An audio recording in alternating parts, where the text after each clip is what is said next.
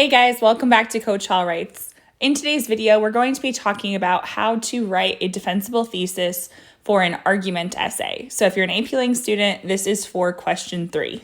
Technically speaking, there's actually a wide range of what would be accepted as a defensible thesis statement. So that being said, it's really important to make sure that your thesis statement asserts a clear position. You need to take a stance that you can develop throughout your essay, because after all, you're going to need to prove your thesis with your evidence and commentary in your body paragraphs. Now, sometimes students have what we would call a closed thesis. So these are more of the thesis statements that tend to identify the specific examples or evidence that the person's going to talk about in their essay. Those might not be as sophisticated, but they are technically defensible. Other students might write one that's a bit more open-ended or thematic. So I'm going to show you a couple variations of that in this video as well.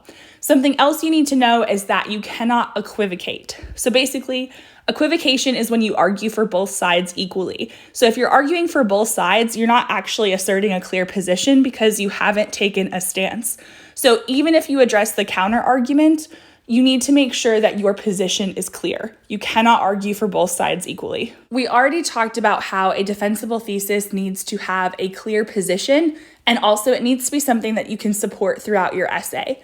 But it's also really important to remember that your thesis statement needs to clearly answer the prompt. Now, that might seem really obvious, but under pressure, sometimes students misremember the prompt, or they don't go back and check it, or they go off on a tangent. So it's really important that if someone reads your essay, they can almost like infer what the prompt was. So you might actually be using some of the language from the prompt, and that's okay.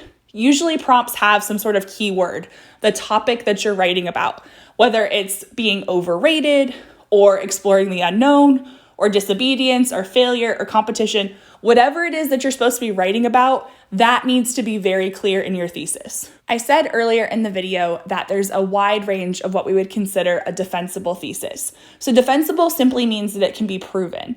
Defensible is not synonymous with good, strong, or sophisticated. So that being said, if you want to have a stronger essay, you need to have a stronger thesis. And to do that, you want to have a complex claim. So there's a few ways to do this. I actually talk about this more in detail in a previous video on my channel, so I will link that here. But here are some tips for you. One thing you can think about is setting parameters. So ask yourself, okay, when is this acceptable or unacceptable? You want to try to find some nuance to your claim. Also, you want to avoid absolutes. We want to avoid always and never. We also want to avoid saying everyone, because basically if somebody can prove you wrong, they've debunked your argument.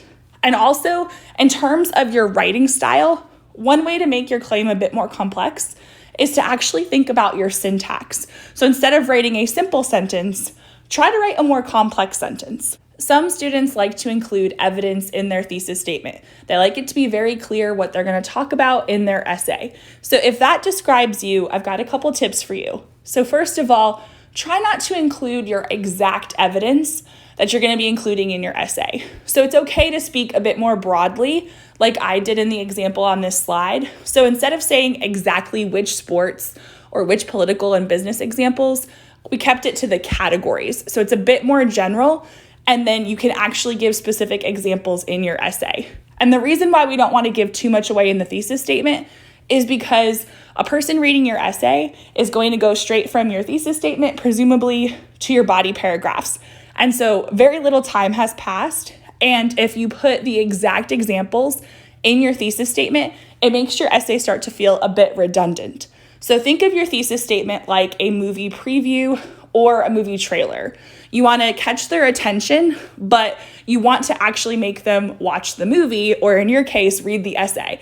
If you give too many spoilers in your thesis, you take away some of the magic of your essay. So you can include specifics, but just don't include the exact examples. I also want to call your attention to the sentence structure of this particular sentence, because a lot of times when students are listing their evidence in their thesis, they tend to do it as like A, B, and C kind of thing, especially at the end of the sentence. And while that's not wrong, there are ways to make that sentence structure a bit more complex. So one of the things that I encourage students to do is to practice with more advanced sentence structures. So sometimes I'll even give my students sentence frames in order to do this. But if you think about it, you can have a phrase sort of interrupt your sentence like we did here. Or maybe you're going to lead in with a dependent clause before your independent clause. So think about how you're conveying your idea, because sometimes rearranging the sentence to make it a bit more sophisticated makes your claim seem like it's a bit stronger. So now let's talk about the reason-based thesis. Now that's not an official term, that's just what I tend to call it in my class, but these are a bit more open-ended. And so instead of focusing on the examples that you're going to talk about, you focus on the deeper reasons behind those examples. So for instance, let's say that our prompt is, to what extent is competition unhealthy? So here are two thesis statements that you could use in order to prove that. And notice that they're not giving specific examples of competition, but rather they're explaining the reasons why it either is or is not unhealthy. Now, if you're interested in this competition prompt, or maybe you just want a little bit more practice with question 3, I recently did a mini series on my channel called Class with Coach Hall, where we walk through this prompt step by step. So I take you through the lesson that I did with my students. I'm going to be doing more of these on the channel. So if you like that kind of thing, make sure you are subscribed with your notifications turned on. Now, if you just looked at that previous slide and you're like, I don't know how to write a thesis statement like that, I want to give you guys a quick teacher tip that helps some of my students. So I used to have students brainstorm their evidence first. We use the acronym CHORES, which stands for Current Events, History, Outside Knowledge, Reading, Experiences, and Science. So I'd give them a prompt and I'd have them brainstorm a bunch of examples that would fit the prompt. However, when I started asking them the reasoning behind the question first, so for instance, for the competition prompt, when I started asking them, okay, when is competition unhealthy? When is competition healthy? And they would give me reasons and scenarios that weren't based in specific examples. That led them to write a better thesis statement because they weren't so attached to the evidence. They were actually thinking about the big picture, and then they chose evidence that best supported that thesis. So if you're thinking about how to teach this, if you're a teacher or if you're a student and you're like, I don't know how to do that, think about the reasons first. That might help. Most of my students tend to prefer the counter-argument thesis structure. We go over this with both synthesis and argument, and I give them sentence frames. So honestly, it just kind of sticks. Now, it doesn't mean they use it every time, but it is something that they have in their back pocket in case they need it. So one of the reasons why a counter-argument thesis can work better, perhaps, is because if you're addressing the counter-argument and then refuting it, it can show a more nuanced claim. Also, because of the sentence structure of the counter-argument thesis, at least the sentence frame that most of my students use, it's a little bit more sophisticated in the syntax as well.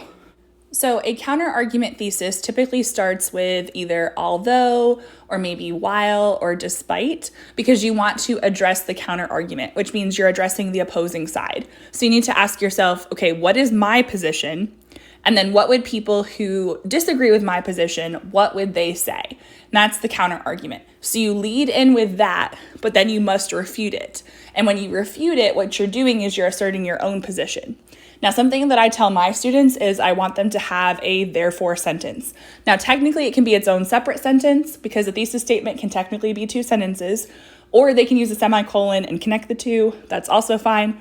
But I like to see the therefore sentence because that solidifies their argument. So we want to be careful that we're not equivocating, and sometimes that therefore sentence really makes it clear what your argument actually is. So I gave you a really simple sentence frame here, but I also included an example so you could see what it looks like. You have to fill in a lot of your own ideas.